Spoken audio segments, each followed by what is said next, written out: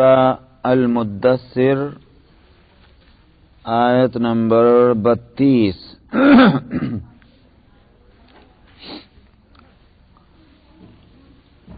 اعوذ باللہ من الشیطان الرجیم بسم اللہ الرحمن الرحیم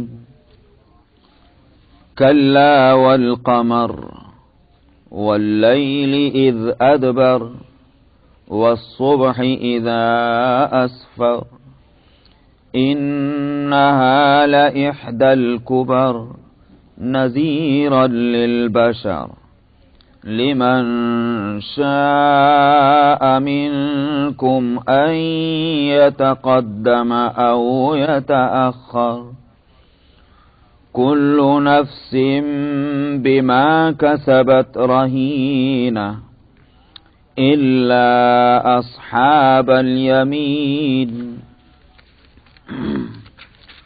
في جنات يتساءلون عن المجرمين ما سلككم في سقر قالوا لم نك من المصلين ولم نك نطعم المسكين وكنا نخوض مع الخائضين وكنا نكذب بيوم الدين حتى أتانا اليقين فما تنفعهم شفاعة الشافعين فما لهم عن التذكرة معرضين كأنهم حمر مستنفرة فرت من قسورة بل يريد كل امرئ منهم أن يؤتى صحفا منشرة كلا بل لا يخافون الآخرة كلا إنه تذكرة فمن شاء ذكره وما يذكرون إلا أن يشاء الله هو أهل التقوى وأهل المغفرة صدق اللہ العظیم.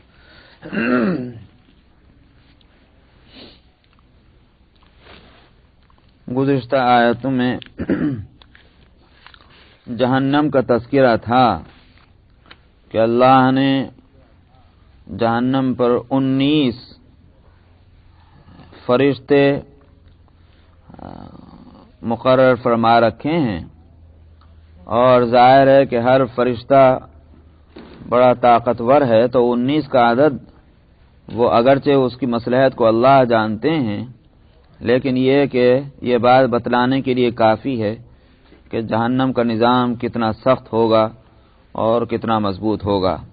فرمایا تھا کہ ویسے آپ کے رب کے لشکر اس کی تعداد کو اللہ ہی خوب جانتا ہے، اور جہنم کا یہ تذکرہ انسانوں کے لیے ایک نصیحت ہے. یہاں فرما رہے ہیں کلا والقمر، ہرگز یہ بات نہیں ہے، قسم ہے چاند کی اور قسم ہے رات کی جب وہ چلی جائے اور قسم ہے صبح کی جب وہ روشن ہو جائے. یہ جہنم ایک بڑی چیزوں میں کی ایک چیز ہے.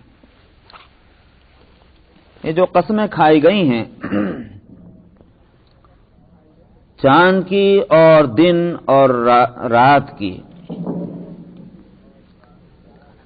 اس سے بتلانا یہ ہے کہ چاند اور سورج یہ بھی اللہ کی قدرت کی عظیم نشانیاں ہیں. چونکہ یہ تمہارے آنکھوں کے سامنے ہر وقت ہیں، اس واسطے تمہیں تعجب نہیں ہوتا.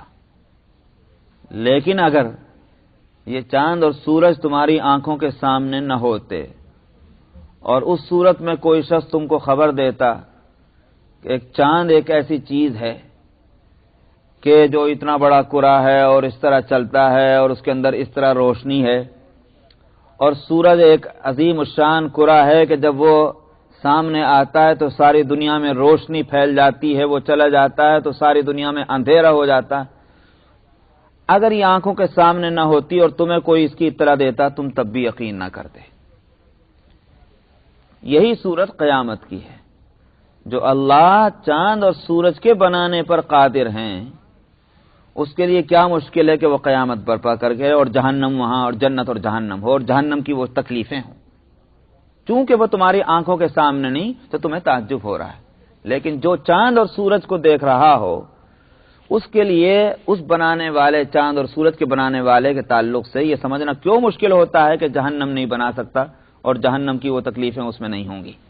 اس لیے یہ قسم کھا کر کے جہنم کو ثابت کیا اور فرمایا کہ بڑی چیزوں میں کی وہ بھی ایک چیز ہے۔ آخر چاند اور سورج بھی تو بڑی چیزیں ہیں۔ فرمایا نذیر للبشر، یہ ایک ڈراوا ہے، ڈرانے والی چیز ہے انسان کے واسطے۔ یہ کھیل کود نہیں، ہنسی دل لگی نہیں ہے جہنم کی بات کو، تم اس کو بہت ایزی لے رہے ہو، حالانکہ اس سے ڈرنا چاہیے کیونکہ یہ ہے ہی ڈرنے کی چیز۔ لمن شاء منکم ان یتقدم او یتأخر، اب اس کے بعد جس کا دل چاہے وہ آگے آئے اور چاہے وہ پیچھے رہ جائے۔ آگے آئے کا مطلب مان لے اور پیچھے رہ جائے کا مطلب نہ مانے، اس اختیار ہے۔ جہنم تو ہے، وہ ایک حقیقت ہے، کون اس کے لیے اپنے کو تیار کرتا ہے، کون اس سے غافل رہتا ہے، تمہارے اختیار کی چیز ہے۔ کل نفس بما کسبت رہینہ، اس میں کوئی کسی کی چھٹی نہیں ہوگی۔ اللہ نے ایک قانون بنایا، ہر جان وہ رہن رکھی ہوئی ہے اپنے اعمال کے بدلے میں۔ رہن کا مطلب جس کو اردو میں کہتے ہیں گروی رکھنا، کہ بھائی مجھے $10 دے دیجئے، یہ میری کتاب رکھ لیجئے، بک رکھ لیجئے، یہ میرا بیگ رکھ لیجئے۔ اب کیا مطلب کہ صاحب میرا بیگ جب چھٹے گا جب وہ $10 میں دے دوں گا، $10 میں نہیں واپس دیتا میرا بیگ بھی نہیں ملتا۔ یہ ہے گروی رکھنا، اسی کو عربی میں کہتے ہیں رہن۔ فرمایا ہر جان جو ہے وہ اپنے اعمال کے بدلے میں رہن رکھی ہوئی ہے۔ اگر نیک عمل کر لیے جان چھٹے گی، اعمال نہیں کیے جان نہیں چھٹے گی۔ یہ ہے رہن۔ الا اصحاب الیمین، سوائے ان کے کہ جو دائیں طرف والے ہوں گے۔ دائیں طرف عدالت جب قائم ہوگی اللہ سبحانہ و تعالی کی قیامت میں، اس میں انسانوں کو 2 حصوں میں بانٹ دیا جائے گا۔ ایک حصے کو کہا جائے گا تم دائیں طرف چلے جاؤ عرش کے، اور دوسروں کو کہا جائے گا تم بائیں طرف چلے جاؤ۔ جو دائیں طرف ہوں گے وہ ہوں گے جو نیک اعمال ہیں، جن کے لیے آگے چل کر کے فیصلہ یہ ہوگا کہ جاؤ جنت میں، اور کچھ لوگ جو بائیں طرف ہوں گے وہ ہوں گے جن کو جہنم میں جانا۔ عدالتوں میں آپ دیکھتے ہوں گے کہ جج جو بیٹھتا ہے تو سامنے جو 2 فریق آنے ہیں ان میں سے ایک کو ایک طرف ہونا ہے، دوسرے کو دوسری طرف ہونا ہے۔ جو دعویٰ پیش کر رہا ہے، جو مدعی ہے، وہ ایک طرف ہوں گے، جن کے خلاف دعویٰ ہے وہ دوسری طرف ہوں گے۔ تو عدالت میں بھی اللہ سبحانہ و تعالیٰ کے وہاں وہی نظام ہوگا کہ ایک گروپ ایک طرف ہوگا، دوسرا گروپ دوسری طرف ہوگا۔ یوں کہیے کہ فرشتے جو اعمال نامہ پیش کریں گے تو جن کے حق میں جائے گی بات ان کو ایک طرف، جن کے خلاف جائے گی بات وہ دوسری طرف ہوں گے۔ تو اصحاب الیمین جو ہیں یہ ہیں گویا جو نیک عمل والے ہیں۔ سورہ واقعہ میں بھی آپ پڑھ چکے ہیں کہ اصحاب الیمین وما ادراک اصحاب المیمنہ وما ادراک ما اصحاب المیمنہ، تو وہاں اس کا تذکرہ آ چکا، اصحاب المشأمہ اور اصحاب المیمنہ۔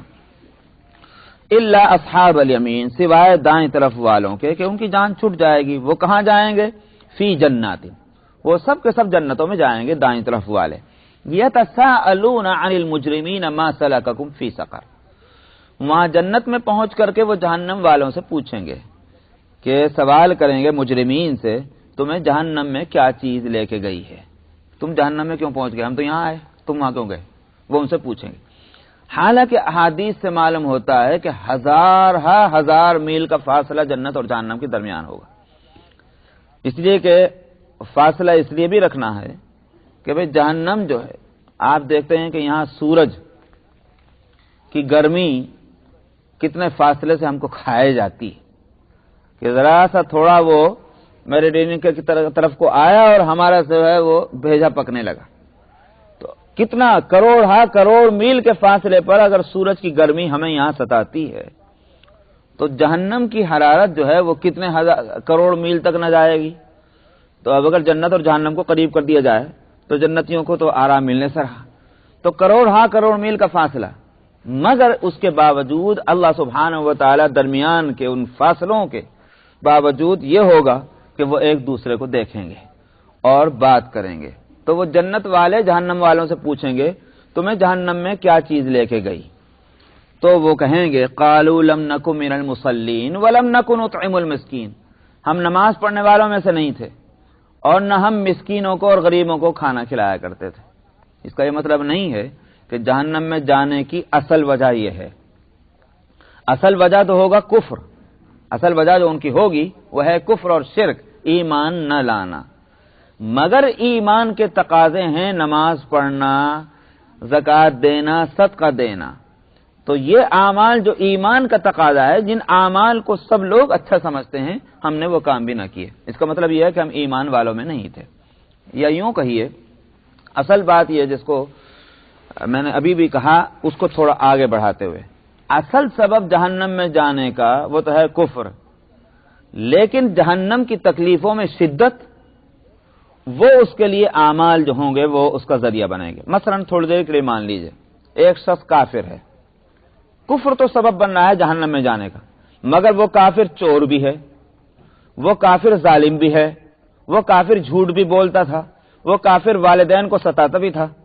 اب یہ برائیاں جو ہیں اس کافر کے عذاب میں شدت کا سبب بنتی چلی جائیں گی. جہنم میں پہنچا کفر کی وجہ سے، لیکن جہنم کی تکلیفیں اس برائیوں کی وجہ سے بڑھتی چلی جائیں گی. تو یہاں یہ صورت ہے کہ ہمارا کفر اور پھر ایمان نہ ہونے کی وجہ سے چونکہ ہم نے نماز بھی نہ پڑھی تو اللہ نے پوچھیں گے تم نمازی بھی تو نہیں تھے، تم جو ہے وہ زکوٰۃ بھی تو نہیں دیا کرتے تھے، حالانکہ نمازی ہونا وہ موقوف ہے اس کے مومن ہونے پر. تو وہ سارے اچھے اعمال سامنے لا کر رکھے جائیں گے، تم نے یہ بھی نہیں کیا، تم نے یہ بھی نہیں کیا، تاکہ ان کی تکلیفوں کے بڑھنے کا جواز وہاں سامنے آئے.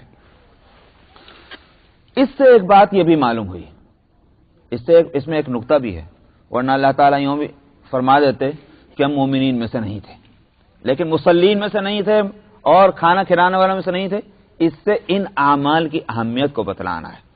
اس کا مطلب یہ بھی ہوا کہ جنت کی نعمتیں حاصل کرنے کے واسطے خالی مومن ہونا کافی نہیں، بلکہ جنت کی نعمتیں اگر چاہیے تو مومن ہونے کے بعد نمازی بھی بننا ضروری ہے، اللہ کے راستے میں خرچ کرنے والا بھی ہونا ضروری ہے، تب جا کر جنت کی نعمتیں ملیں گی. تو ایمان کے بعد ان اعمال کی بڑی اہمیت ہے، اس واسطے ان لفظوں کو لائے. وَكُنَّا نُكَذِّبُ بِيَوْمِ الدِّينِ، اور ہم اس جزا والے دن کو جھٹلایا کرتے تھے، ہم مانتے نہیں تھے قیامت آئے گی. حَتَّى أَتَانَا الْيَقِينَ، یہاں تک کہ یقین والی بات ہمارے سامنے آ گئی. کیا ہے وہ یقین والی بات؟ قرآن شریف میں یقین کا لفظ موت کے لیے بھی بولا گیا. مطلب یہ ہے کہ یہاں تک کہ موت آ گئی، جب موت آئی تبھی ہم کو پتا چلا کہ ہاں بھائی مرنے کے بعد یہ حالات سے ہم کو دو چار ہونا پڑے گا، تب ہم کو پتا چلا. یا الیقین سے مراد ہے قیامت، کہ قیامت آ گئی تب ہمیں معلوم ہوا کہ ہاں جنت بھی ہے، جہنم بھی ہے اور حساب اور کتاب بھی ہے. فما تنفعهم شفاعۃ الشافعین، فرمایا اب جو ہے قیامت اور یقین والی بات آ جانے کے بعد اب ان کو سفارش کرنے والوں کی سفارش بھی نفع نہ دے گی.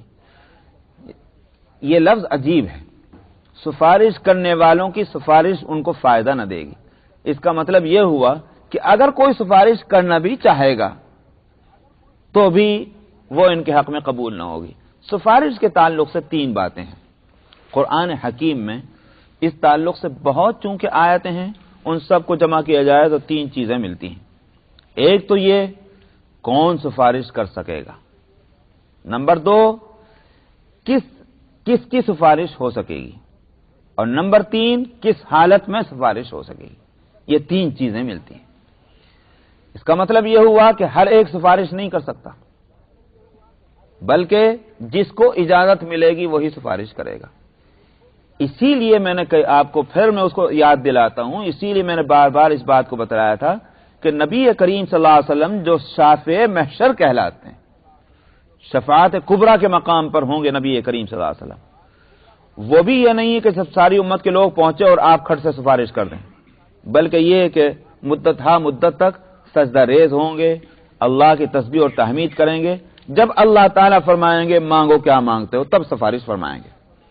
تو موقوف جس کو اللہ اجازت دیں گے وہی سفارش کرے گا، اور جس کے حق میں اجازت دیں گے اسی کے حق میں سفارش ہوگی۔ یہ نہیں کہ اللہ تعالیٰ اجازت دیں کہ نہ دیں اور کہیں گے نہیں اللہ میاں آپ کی اجازت ہوگا نہ مگر فلانے کے حق میں میری سفارش قبول کر لیجئے، یہ نہیں ہوگا۔ اور یہ کہ کس حالت میں، وہ بات یہ کہ اجازت ملنے کے بعد، بغیر اجازت کے نہیں۔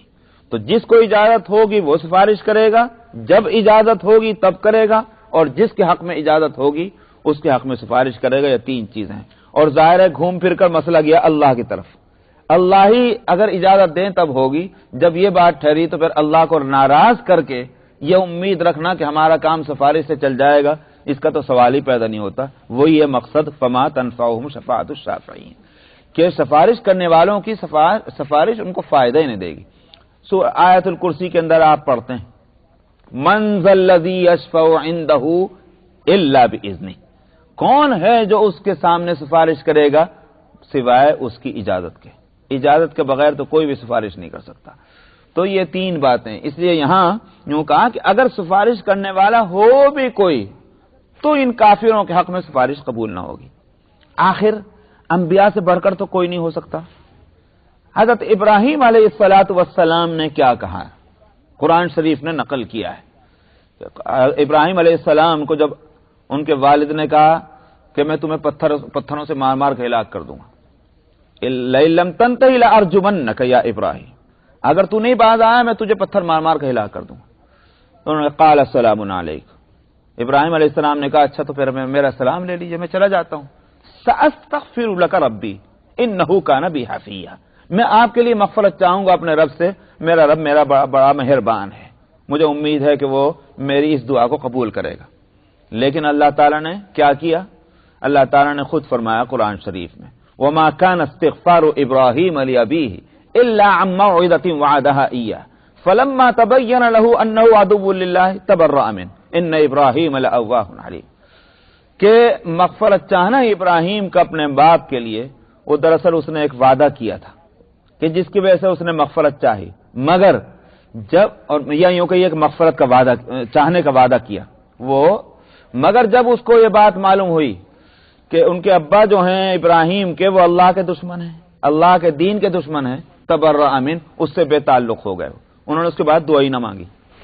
تو جب ابراہیم اپنے والد کے لیے اور سید الانبیاء محمد صلی اللہ علیہ وسلم اپنے چچا ابو طالب کے لیے مغفرت کی بات نہ کرا سکے اللہ سے، تو پھر اور کسی کا مسئلہ کیا رہ جاتا ہے؟ اس لیے کہا کہ وما تنفعهم شفاعت الشافعین، کہ ان کو سفارش کرنے والوں کی سفارش بھی فائدہ نہ پہنچائے گی۔ فما لهم عن التذکرۃ معرضین، فرمایا کیا ہو گیا ان کو کہ یہ ایک نصیحت سے منہ موڑتے ہیں، ان کو نصیحت کی جاتی ہے اور سننے کو تیار نہیں، کیوں اپنا نقصان کرائے جا رہے ہیں؟ کأنہم حمر مستنفرہ، یہ بگوڑے گدھے کیوں ہو گئے؟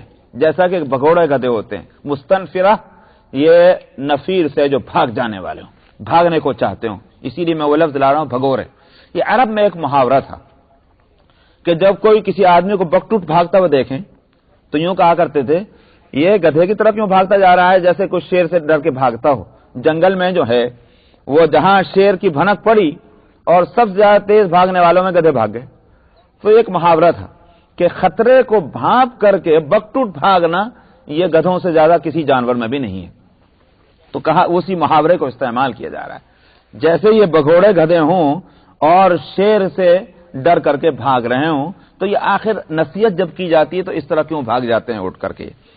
بل یرید کل امرئ منہم ان یؤتی صحفا منشرہ، فرمایا بلکہ ان میں سے ہر آدمی یہ چاہتا ہے کہ ان کے سامنے کھلی خط آ جائیں، ان کے پاس کھلے خطوط بھیج دیے جائیں۔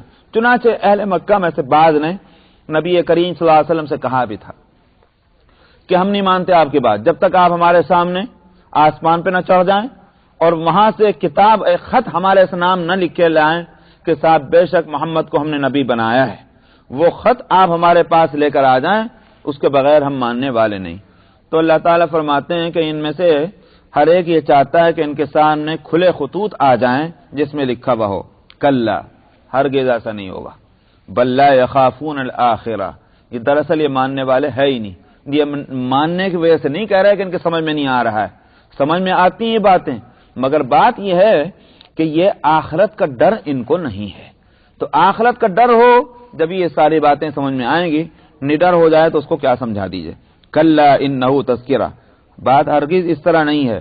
بات تو یہ ہے کہ یہ ایک نصیحت ہے، جس کا دل چاہے وہ اس نصیحت سے فائدہ اٹھا لے. وما یذکرون الا ان یشاء اللہ، اور نصیحت سے فائدہ اٹھانا یہ بھی اللہ سبحانہ و تعالی جس کو توفیق دیں میاں وہی نصیحت سے فائدہ اٹھاتا ہے. مطلب یہی ہے کہ بندہ چاہے اللہ اس کو توفیق دے دیتے ہیں.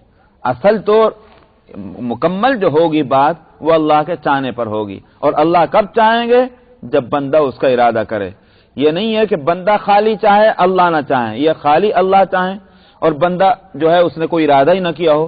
دونوں چیزوں کو ہونا ضروری ہے. ایسی مثال ہے سمجھ لیجئے کہ جیسے مثلا کوئی شخص نماز پڑھنا چاہتا ہے. بندے نے تو چاہا ہے کہ میں نماز پڑھوں، لیکن نماز پڑھ سکے گا کب؟ جب اللہ سبحانہ و تعالی اس کو توفیق دے دیں گے. توفیق دینے کے معنی یہ ہے کہ اس کے لیے وہ اسباب مہیا ہو جائیں کہ جو چیز اس نے چاہی ہے وہ کام ہو جائے، اس کے موافق اسباب مہیا ہو جائیں. پازیٹو، اس کو کہتے ہیں توفیق. ایک شخص چوری کرنا چاہتا ہے تو چاہا ہے اس نے چوری کرنا، لیکن چوری وہ کب کر سکے گا؟ جب اس کے اسباب موافق جمع ہو جائیں گے. یہی دراصل وہ توفیق ہونا. توفیق موافقت کے معنی ہے، پازیٹو کوئی چیز ہونا. تو بہت سے چور چوری کا چاہا انہوں نے مگر چوری نہ کر سکے. اللہ سبحانہ و تعالیٰ کے یہاں تو وہ مجرم ہے، مگر دنیا کے نظام کے اعتبار سے وہ مجرم کب بنے گا؟ جب وہ چوری کر لے گا، جب اس کو دنیا میں سزا ملے گی. لیکن قیامت میں اس کو چوروں میں اس کا شمار ہو جائے گا، کیونکہ اس نے چوری کرنی چاہی تھی. وہ چوری کر سکا کہ نہیں کر سکا. اسی طرح سے نماز پڑھنے والا، نماز پڑھنے کو اس نے چاہا تھا. اب اگر وہ کسی وجہ سے نماز نہ پڑھ سکا، دنیا والے اس کو نمازی نہ کہیں، مگر اللہ سبحانہ و تعالیٰ کے ہاں اس کا نام نمازیوں کے اندر لکھا جائے گا. تو اس لیے کہا کہ وما یذکرون الا ان یشاء اللہ، اور یہ نصیحت نہیں حاصل کر سکتے مگر جب اللہ چاہیں. هو اہل التقوی و اہل المغفرہ، اللہ سبحانہ و تعالی اس بات کا مستحق ہے کہ اس سے تقوی اختیار کیا جائے، اور وہی اس بات کا حقدار ہے کہ وہ لوگوں کی مغفرت کرے چاہے کتنے بڑے بڑے گناہ ہو جائیں. دنیا میں تو ہوتا یہ ہے کہ صاحب چھوٹی خطائیں معاف ہو سکتی ہیں لیکن بڑے خطائیں معاف نہیں کی جاتی. سمجھ میں سزا ضرور دی جاتی ہے، لیکن اللہ سبحانہ و تعالیٰ کا نظام یہ ہے کہ بڑے سے بڑے گناہ کو وہی معاف کر سکتا ہے، اسی سے اس کی توقع ہو سکتی ہے.